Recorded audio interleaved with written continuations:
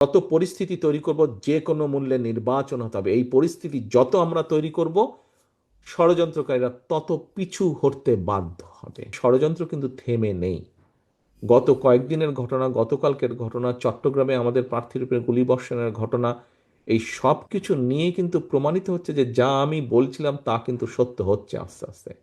কাজে আমরা যদি নিজেদের মধ্যে মতপার্থক্য কমিয়ে নিয়ে না আসি, আমরা যদি নিজেরা ঐক্যবদ্ধ না হই, সহকর্মীবৃন্দ, এই দেশ ধ্বংস হয়ে যাবে।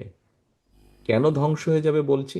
প্রতিবার আপনারা খেয়াল করে দেখেন, আপনি বিএনপি বলেন না, facts and figure and history যা বলে, প্রত্যেকবার এই দেশ ধ্বংসের দ্বার প্রান্তে গিয়েছে।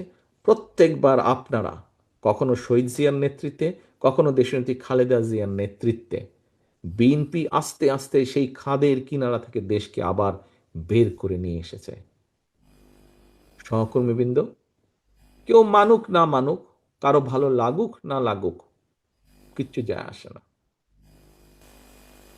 আমরা জানি সকল সময় যখনই দেশ সংকটে পড়েছে এবং জনগণ বিএনপির কাঁধে দায়িত্ব দিয়েছে, বিএনপি সর্বোচ্চ দিয়ে চেষ্টা করেছে জনগণের সেই প্রত্যাশা পূরণের জন্য।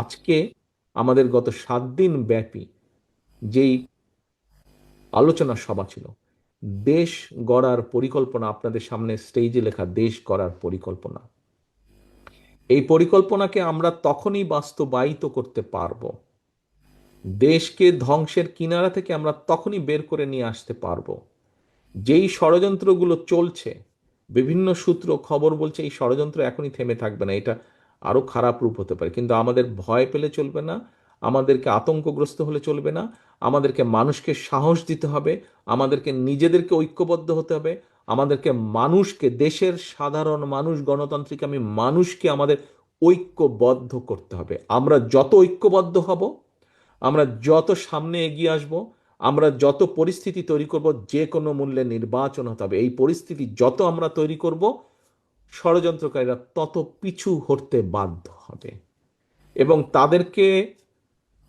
তাদেরকে পিছু হটানোর ক্ষমতা এবং শক্তি একমাত্র আপনাদের আছে।